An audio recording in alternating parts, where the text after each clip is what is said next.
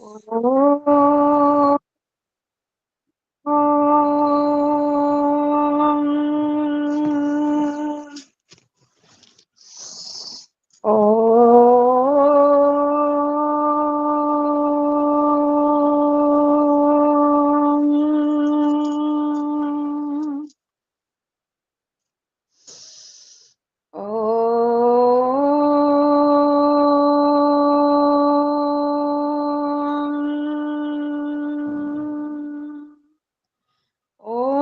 భూర్భువస్వః తత్సవితుర్వరేణ్యం భర్గో దేవస్య ధీమహి ధియో యో నః ప్రచోదయాత్.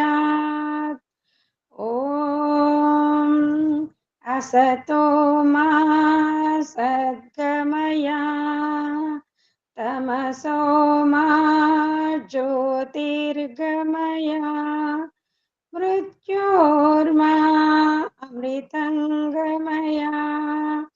ఓం సహనావవతు సహనౌ భునక్తు సహ వీర్యం కరవావహై తేజస్వినావధీతమస్తు మా విద్విషావహై.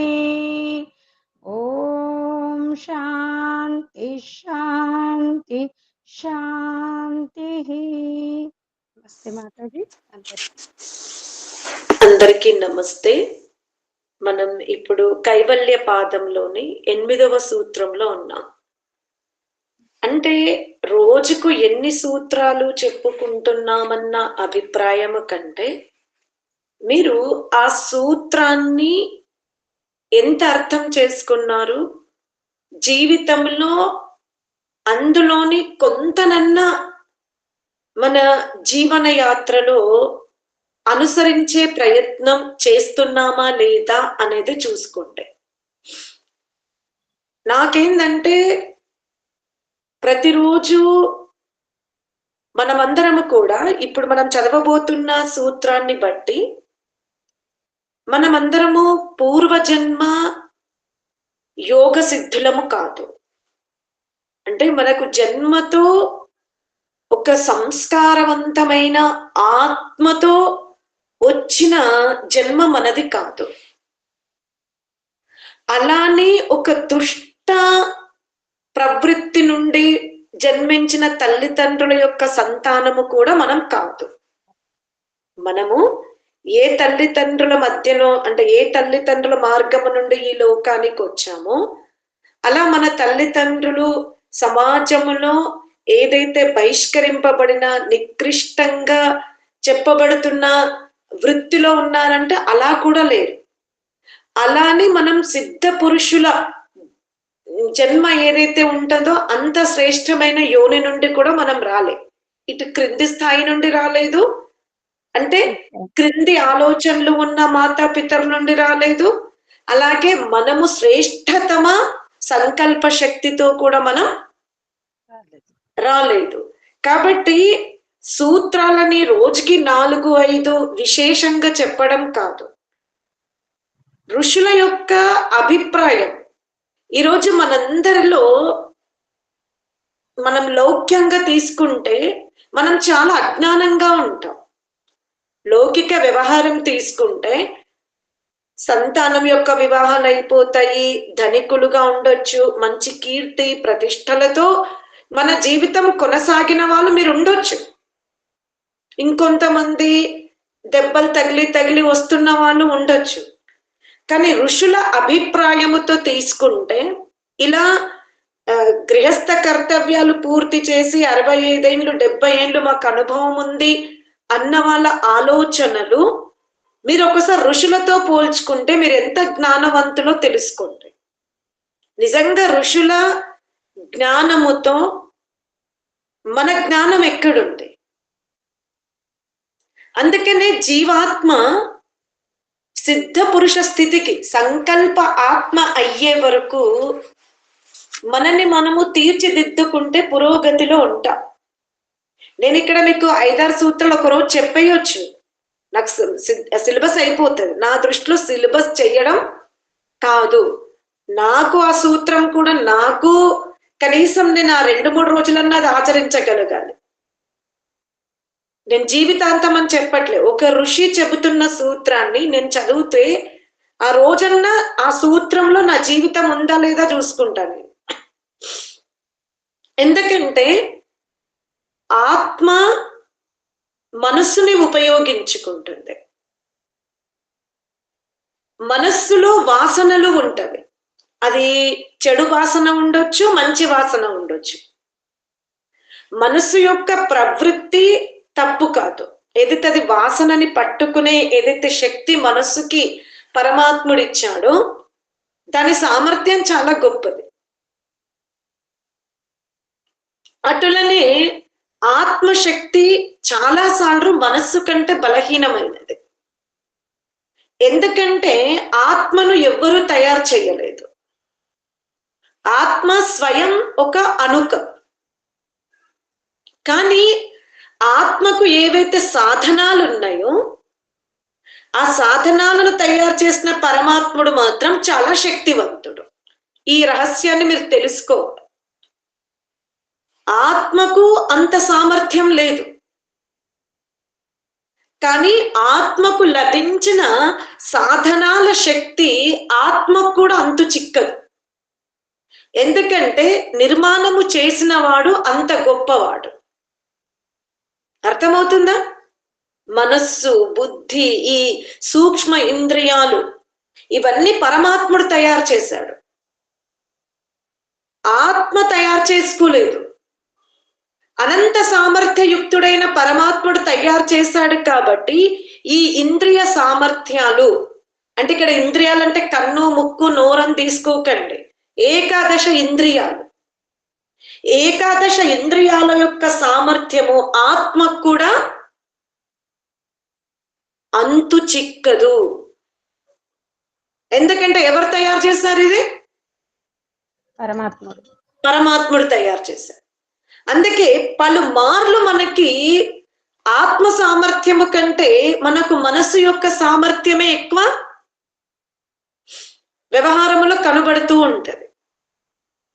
ఇక్కడ ఆత్మకు ఆత్మ గొప్పదా, మనస్సు గొప్పదా అంటే మనం కొన్ని సందర్భాలలో మనస్సు గొప్పదంటాం, కొన్ని సందర్భాలలో ఆత్మ గొప్పదంట, ఆత్మ గొప్పది అంటాం. ఇది మనకు అంతు చిక్కదు. ఎవరి సామర్థ్యము, మనస్సు సామర్థ్యం ఎక్కుందా, ఆత్మ సామర్థ్యం ఎక్కుందా, ఇది మనకు అంతు చిక్కదు. కాకపోతే ఎంత సామర్థ్యం ఉన్నా మనస్సుకి ఆత్మ దాన్ని కంట్రోల్లో పెట్టుకోగలుగుతుంది. ఆత్మ ఎంత బలవంతమైన మనస్సు ఉండనది, పరమాత్ముని చేత తయారు చేయబడిన మనస్సు ఉండొచ్చు, కానీ ఆ మనస్సుని నియంత్రించుకునే శక్తి ఎవరి దగ్గర ఉంది? ఆత్మ దగ్గర ఉంది. ఆత్మ దగ్గర ఉంది. మీరు ఈ రహస్యాలన్నీ తెలుసుకోవాలి. సూత్రం అయిపోవడం, సూత్రంతో నేను చెప్పలేను. నాకు మీ అందరి బుద్ధిలో ఈ సూత్రాలు కూర్చోవాలి. నమస్తే అమ్మా. నమస్తే. సందేహం అయితే నాకు అదే అనిపిస్తుంది, ఆత్మ వేరు మనస్సు వేరు కాదు కదమ్మా, ఆత్మ అండర్ లోనే మనస్సు పని చేస్తుంది కదా అని అనుకుంటున్నా నేను ఇప్పుడు మీరు చెప్తుంటే. ఆత్మ వేరు మనస్సు వేరు కాదు కదమ్మా. ఆత్మ వేరు మనస్సు వేరు, రెండు వేరు వేరు పదార్థాలు. వేరు గాని ఇప్పుడు ఆత్మ అండర్ లోనే మనస్సు పని చేస్తుంది కదా, కాదా అమ్మా? ఆత్మ ఆధీనములో మనస్సు పని చేస్తది అనేది ఆ అవకాశము ఆత్మకు లభించి ఉంది, కానీ మనస్సు యొక్క సామర్థ్యం ఆత్మకు అంతు చిక్కదు అంటున్నా నేను. అంటే మనస్సు సామర్థ్యం అంటే ఎటంటే అటు వెళ్ళిపోతుంది కదా మనస్సు. ఇక్కడ మీరు చాలా జాగ్రత్తగా వినండి, విన్నాక మళ్ళీ సందేహ నివారణ చేసుకుంటా. ఓకే. నేనేమంటున్నా, ఈ మనస్సుని ఆత్మ తయారు చెయ్యలేదు. తయారు చేసిన వాడెవడు? పరమాత్ముడు. కాబట్టి మనస్సు యొక్క సామర్థ్యము ఎంత ఉందో ఆత్మకు తెలియదు. పరమాత్ముడు ఒక్క అవకాశం ఇచ్చాడు. ఏమిటి? మనస్సుని తనకు అనుకూలంగా వాడుకునే అవకాశం మాత్రమే ఆత్మకు లభించింది. అవునమ్మా, అదే అంటున్నా నేను. అయితే ఆత్మకు లభించింది, అది కూడా బుద్ధి ద్వారా కదమ్మా. అంటే ఈ బుద్ధి, చిత్తము, అహం, మనస్సు, ఈ 4 సూక్ష్మ విభాగాలే. అవును, అర్థమైందా? నేనేమంటున్నానంటే వీటి సామర్థ్యం మాత్రం అనంతము. అవునమ్మా.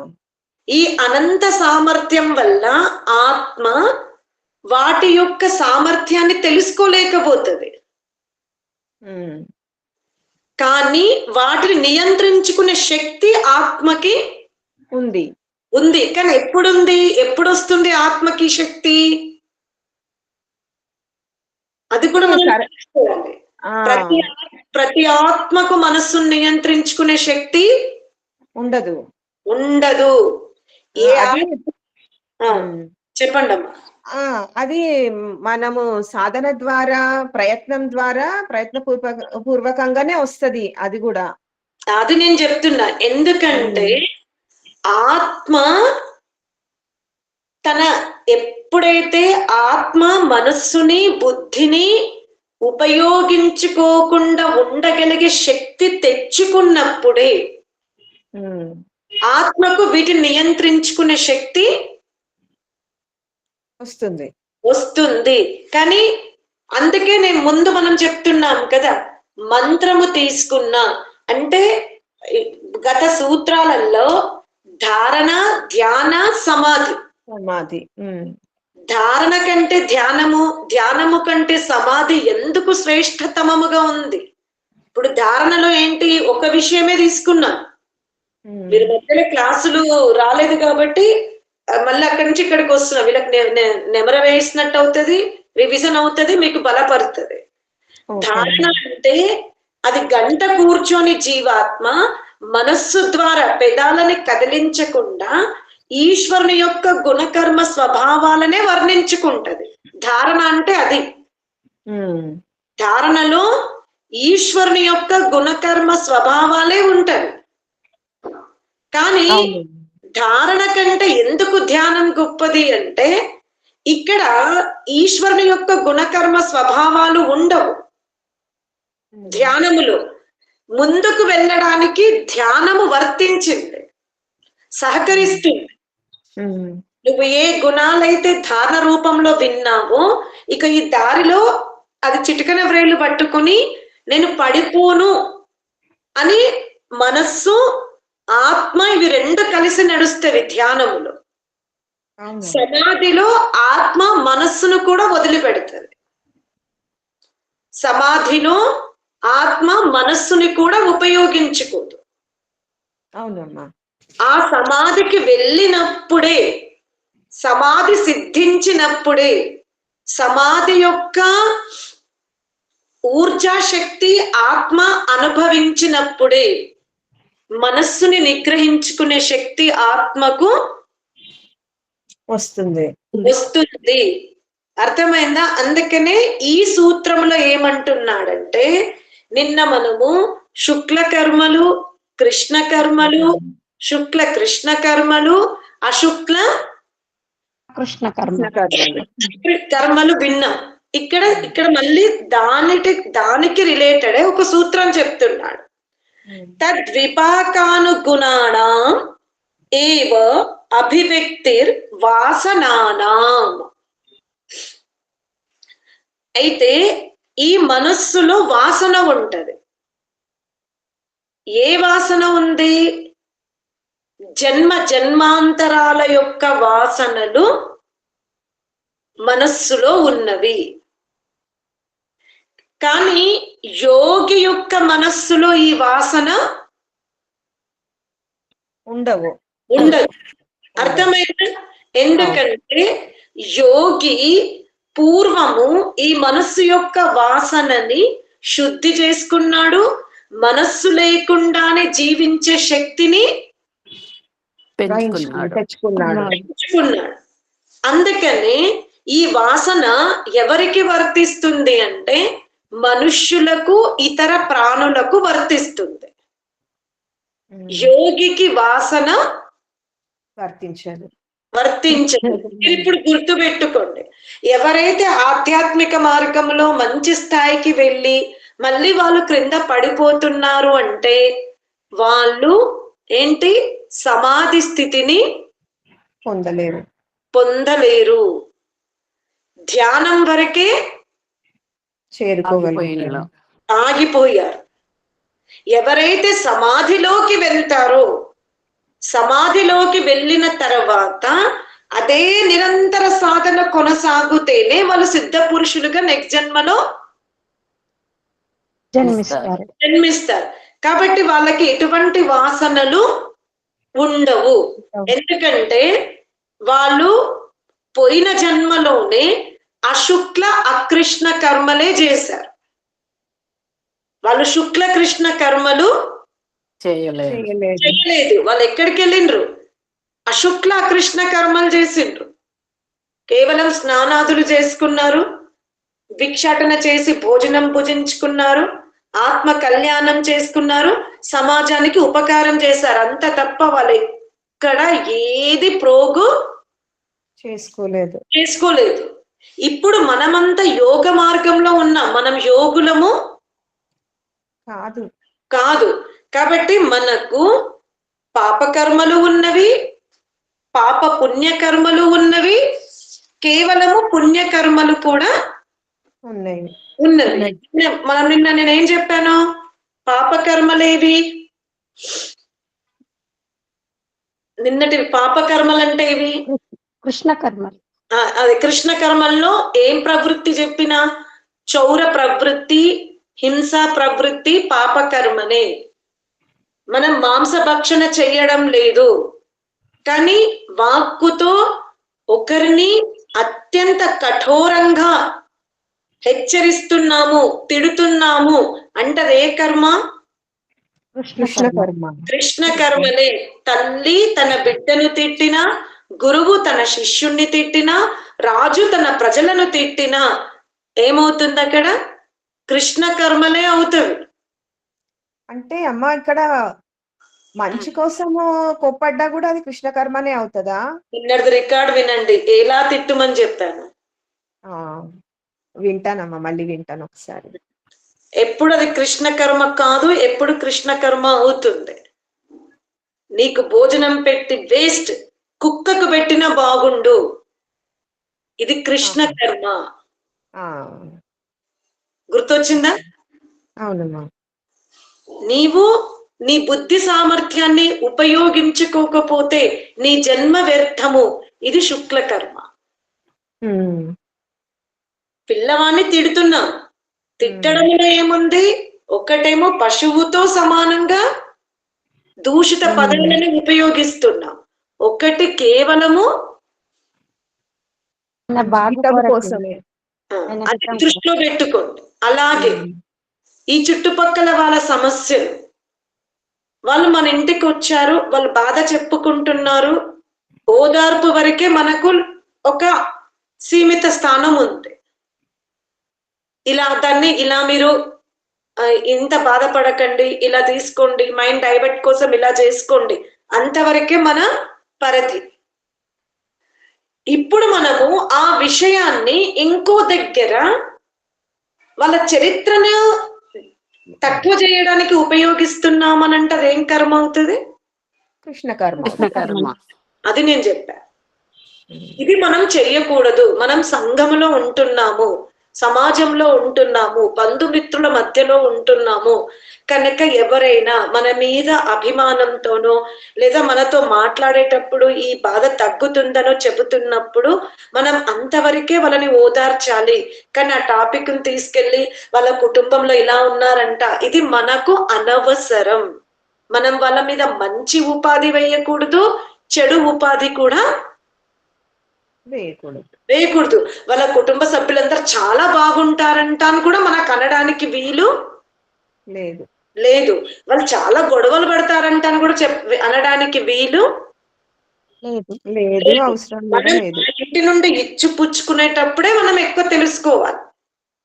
అంతేగాని అన్యథా ఆ కుటుంబం గురించి గాని ఆ సమాజం గురించి గాని మనకు సంబంధం లేదు. లేదు. కేవలం మానవ మర్యాదలోనే ఉండాలి మనం. వాళ్ళు మనకు వచ్చి బాధ చెప్పారు, విన్నాము, ఓదార్పిచ్చాము, చేయూతనిచ్చాము, ఉపాయాలు చెప్పాము, అంతే. అది మళ్ళీ మన మనస్సులో ఆ వాసన ఉండకూడదు. ఉండకూడదు అంటున్నాను. తర్వాత ఏం చెప్పాను? కృష్ణ శుక్ల కర్మలు ఏవని చెప్పాను? భోజనం తయారు చేస్తున్నాం, అక్కడ చిల్ల పురుగుల్ని చంపుతాం, చీమల్ని చంపుతాం, దోమల్ని చంపుతాం, ఇలా ఎన్నో జరుగుతాయి. అరణ్యంలోకి వెళ్ళి మనం కట్టెలు తీసుకుంటే కట్టెలకి చీమలు ఉంటాయి, దాన్ని నేను నిలబెట్టి దులుపుతాం. అప్పుడు కొన్ని ఒక్క చీమనన్నా ఇలా నిలబెట్టి దులిపినప్పుడు కిందున్న చీమ మీద కట్టె పడుతుంది, మనం చంపేస్తాం దాన్ని. అలా జరుగుతుంది. వాకింగ్ వెళ్తాం, అక్కడ ఎన్నో జీవరాశులు పాకుతూ వెళ్ళేటివి ఉంటాయి. మన షూస్ కింద, మన చెప్పుల కింద చనిపోతూ ఉంటాయి. చనిపోతే కదా అలా వాకింగ్ చేయకుండా ఉండలేం కదా. ఊడ్చినా చనిపోతాయి, ఊడవకున్నా. ఇప్పుడు మనం అక్కడ శుద్ధి చేసుకోలేదనుకో రోగాలు వచ్చేస్తాయి. శుద్ధి చేసుకుంటే జీవహింస అవుతుంది. మరి దానికి ఉపాయం అంటే ఏమన్నాడు? దాన్ని ఎలా బ్యాలెన్స్ చేసుకోమన్నాడు? విద్వాంసులకు మళ్ళీ మనము అతిథి సేవ చేసి ఆతిథ్యం ఇవ్వాలి.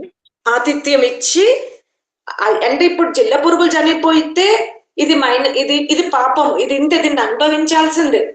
కానీ కేవలం చిల్ల పురుగులని దోమల్ని చంపడం కాదు, దానితో పాటు మనం ఒక లోకోపకారం, అత్యధిక ఉపకారం చేస్తున్న వ్యక్తికి మనం భోజనం పెడితే ఏమవుతుంది? ఈ పుణ్యం కూడా మనకు యాడ్ అయ్యి కనీసం మళ్ళీ మనం మానవ జన్మలోకి వచ్చే అవకాశాన్ని పొందిన వాళ్ళం.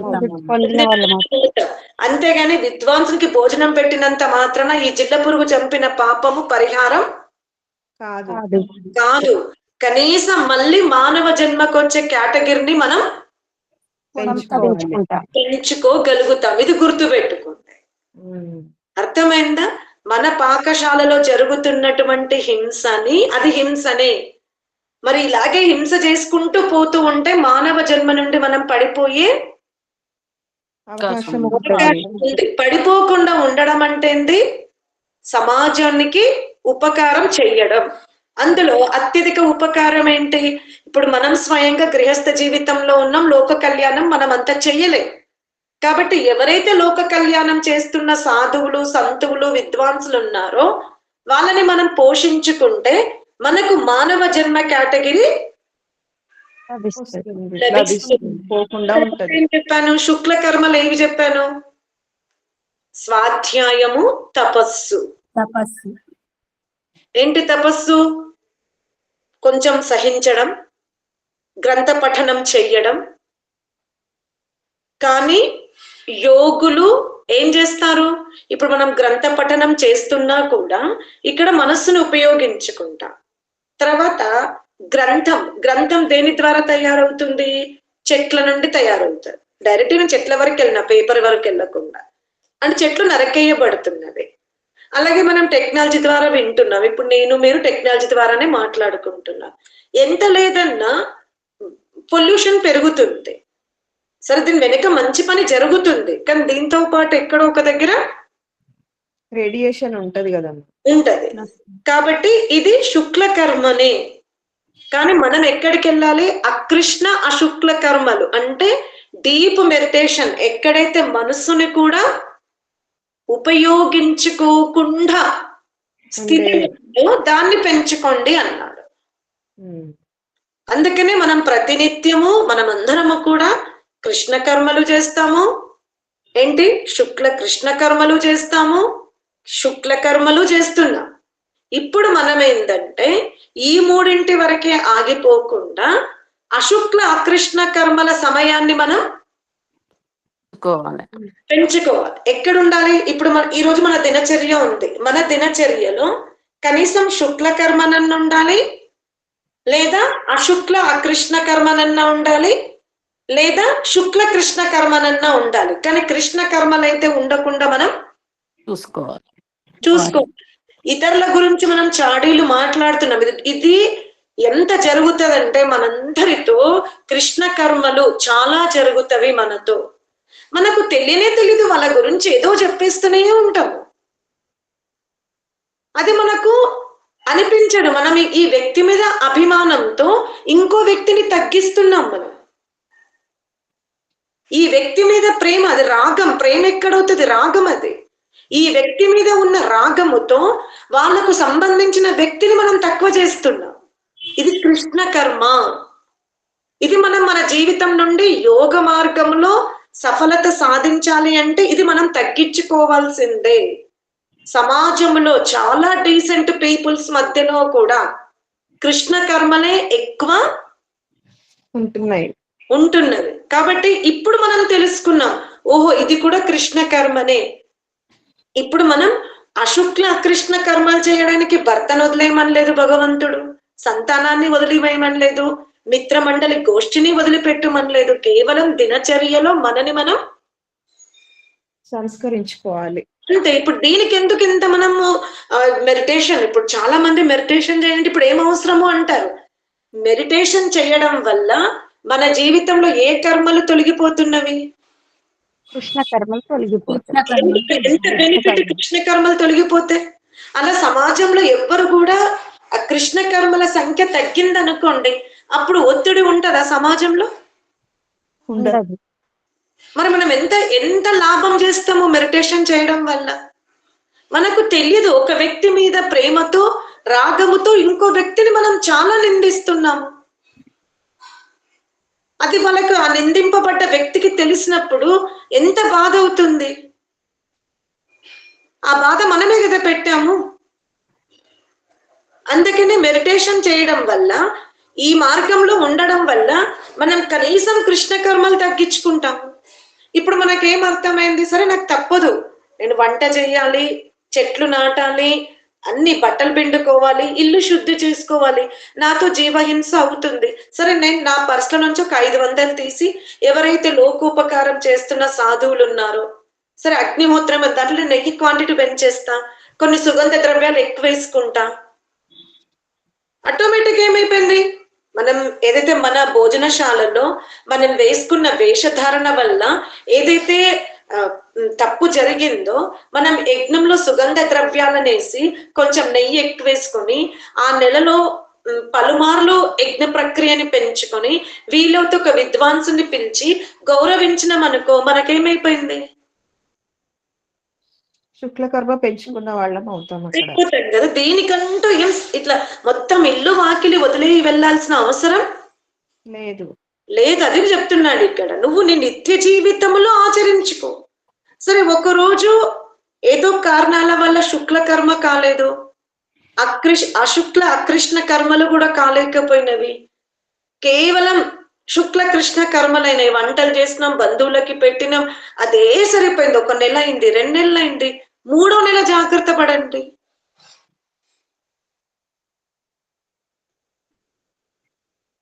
ఇయర్ పోనివ్వకండి, మీ జన్మదినం పోనివ్వకండి, మీ మ్యారేజ్ డే పోనివ్వకండి.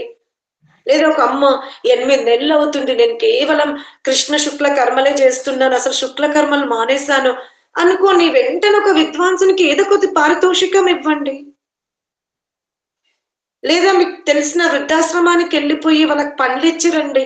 వంట చేసి మళ్ళా వంట కూడా పాపమే కదా, వద్దు నేను వెళ్ళి కొన్ని ఆ ఋతువుకి సంబంధించిన పండ్లు, చలికాలం వస్తుంది ఇప్పుడు, శాలువలు ఏవో ఇచ్చిరండి ఆ వృద్ధాశ్రమానికి, స్వయంగా ఇచ్చిరండి. అప్పుడు ఏమవుతుంది, ఇన్ని రోజులు మనం పిల్లల వల్లనో, ఫంక్షన్ల వల్లనో, లేకపోతే మన అనారోగ్య స్థితియో ఏదో కారణాల వల్ల ఈ కర్మలు ఎక్కువైపోయినాయి, శుక్ల కర్మలు చేసుకోలేదు. ఈ మంత్ చేసుకోండి. చెప్పండి అమ్మా సుంటమ్మ గారు. ఏం లేదమ్మా, అదే కదా, అదే ఆలోచిస్తున్నాను. కరెక్టే.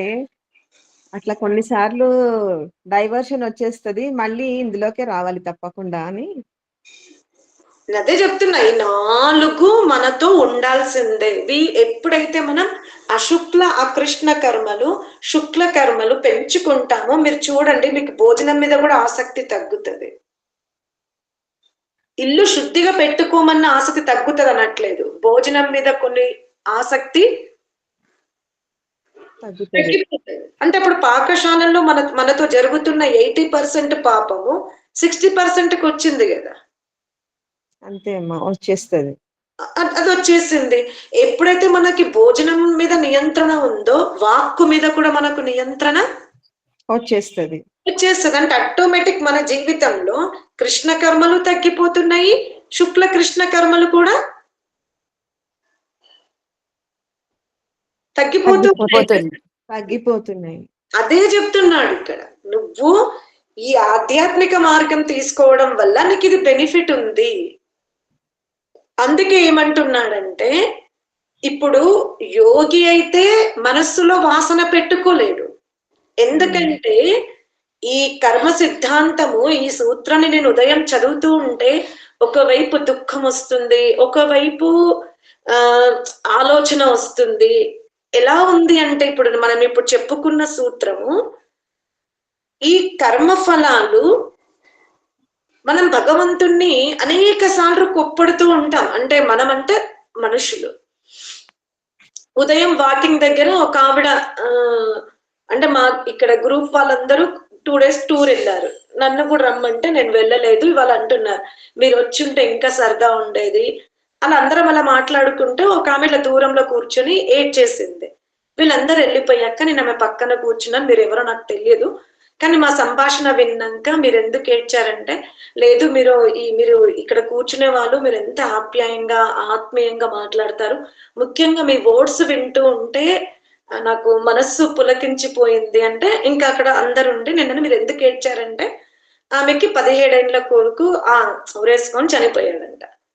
అంటే ఆమె చెప్తుంది, నేను ఎంత దైవారాధన చేసిన సుబ్రహ్మణ్య స్వామి ఇవన్నీ చెప్తుంది అనమాట.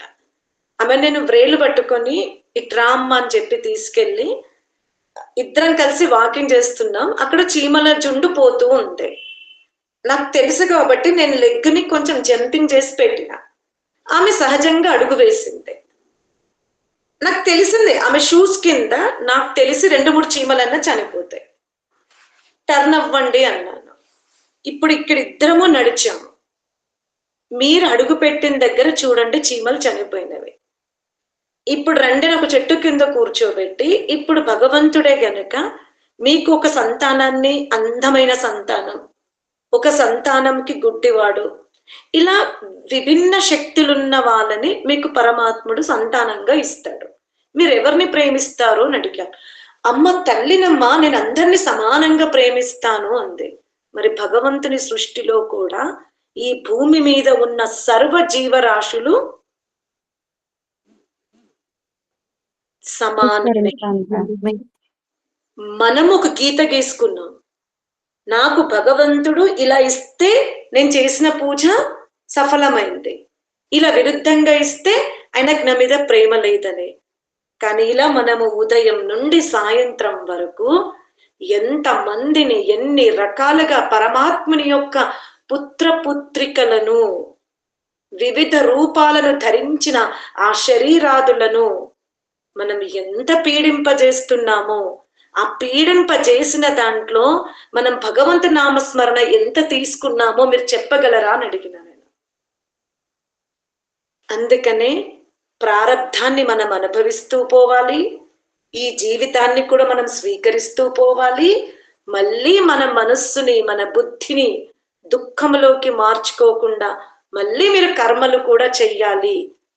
అంటే ఇప్పుడు ఆమె మెసేజ్ పెట్టింది, అమ్మ నేను ఇక్కడ సాయిబాబా గుడిలో అన్నదాన కార్యక్రమంలో మీరు ప్రేరణ వల్ల నేను ఇవాళ మళ్ళీ గుడికి వచ్చాను అంది.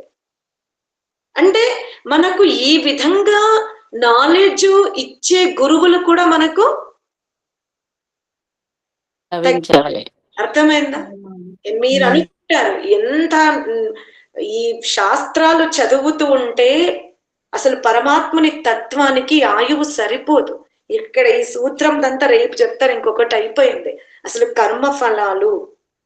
ఎందుకు మనం కర్మల్ని జాగ్రత్తగా చెయ్యాలి అంటే, ఎలా ఒక వస్త్రములో మల్లె పువ్వులని పెట్టిన తర్వాత ఆ పువ్వులని మనం వేరు చేసిన ఆ వస్త్రమున వాసన ఉంటదో, అలాగే మనం మానవ జన్మ ఎత్తిన తర్వాత కూడా పశ్వాది యోనుల యందు ఉన్నటువంటి వాసన క్యారింగ్ అవుతుంది మనతో. కానీ విచిత్రం ఏంటంటే, ఇప్పుడు పులిగా పుట్టింది, దానికి ఏం వాసన ఉండదు. పులిగా ఉన్నప్పుడు ఆ యోనికి వాసన అక్కడ ఉద్భవించదు. ఇది మీరు తెలుసుకోండి. మేకగా పుట్టాం, అక్కడ వాసన ఉండదు. కానీ మానవ జన్మ ఎత్తిన తర్వాత మనం ఏ యోని నుండి ఇలా తిరుక్కుంటూ వచ్చామో అవన్నీ వాసనలు మానవ జన్మకు వచ్చిన తర్వాతనే రిలీజ్ అవుతాయి. ఇది మీరు తెలుసుకోవాలి. ఆ యోనిలో ఉన్నప్పుడు పూర్వము వాసనలు అక్కడ ఉండవు. ఎందుకంటే ఆ సామర్థ్యం అంతా తక్కువ ఉంది, అక్కడ లేదు, సామర్థ్యం లేదు అక్కడ.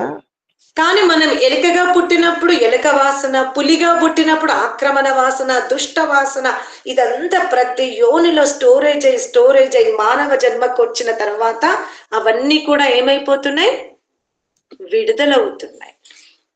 ఆ విడుదల అవ్వడము వలన మనం మానవ జన్మలో విచిత్ర కర్మలను చేస్తూ ఉన్నాం. ఇదంతా మరి ఆ జీవుడికి ఎట్లా తెలియాలమ్మా మరి? అదే అంటాడు, యోగికి రహస్యం తెలుసు, అందుకే సైలెంట్ గా ఉంటాడు. ఇది నా ప్రవృత్తి కాదు, ఇది మనసులో ఉన్న వాసన, నేను ఎందుకు చెయ్యాలి అని చెయ్యడట. ఇది నా జన్మలో ఆ ఆక్రమణ చేసిన వాసన ఇప్పుడు నాతో నాట్యం ఆడిస్తుంది. అందుకే యోగి నాట్యం ఆడాడు. మనమంతా అంటే సబ్జెక్ట్ గురించి, కర్మఫలము ఇవంతా దీని సబ్జెక్ట్ గురించి తెలిసినప్పుడే కదమ్మా ఇది కాదు నాది అనే విధంగా వ్యవహరించగలుగుతాడు జీవుడు. మరి ఆ సబ్జెక్ట్ తెలియనప్పుడు, మరి ఆ సబ్జెక్ట్ తెలియాలంటే దయానందుడు ఏమన్నాడు, ఆ సంతానము అదృష్టవంతులు, ఏ తల్లిదండ్రులైతే ధార్మికులు, తపస్సులు, విదూషి విద్వాంసులు. ఎందుకు గర్భధానము, పుంసవనము, శ్రీమంతం ఎందుకున్నది? అర్థమైందా? వైదిక ఫిలాసఫీ సామాన్యమైన సబ్జెక్ట్ కాదు, అది మనం తెలుసుకోలేకపోతున్నాం. నాకే వ్యవహారంలో తెలియదు, నేను పుస్తకాలు చదివి ఒక్కొక్కసారి ఈ కన్నీరు ఎంత వెళ్ళిపోతుందో మీకు తెలియదు.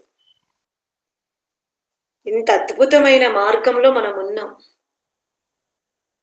ఇవాళ మనము వీళ్ళు నోములు చేయరని, వీళ్ళు పూజలు చేయరని, విగ్రహారాధన నమ్మరని, వీళ్ళు గుడికి నమ్మరని, అరే రామ వాళ్ళకు సమాధానం ఇచ్చుకోలేక మౌనం అయిపోతున్నాం. కానీ అలానే మనం ఈ మార్గంలో కూడా ధ్యాన సమాధికి వెళ్ళలేదు కదా. సమాధికి వెళ్తే మనకు అర్థమవుతుంది. రోజు మనం వేద స్వాధ్యాయం చేస్తే అర్థమవుతుంది నిజంగా ఈశ్వర ఉపాసన వ్రతము ఎవరు చేస్తున్నారనేది. సరేనా? ఇక్కడితో రికార్డ్ ఆపేసి మళ్ళీ జనరల్ గా మాట్లాడుకుందాం. ఆపేసాను.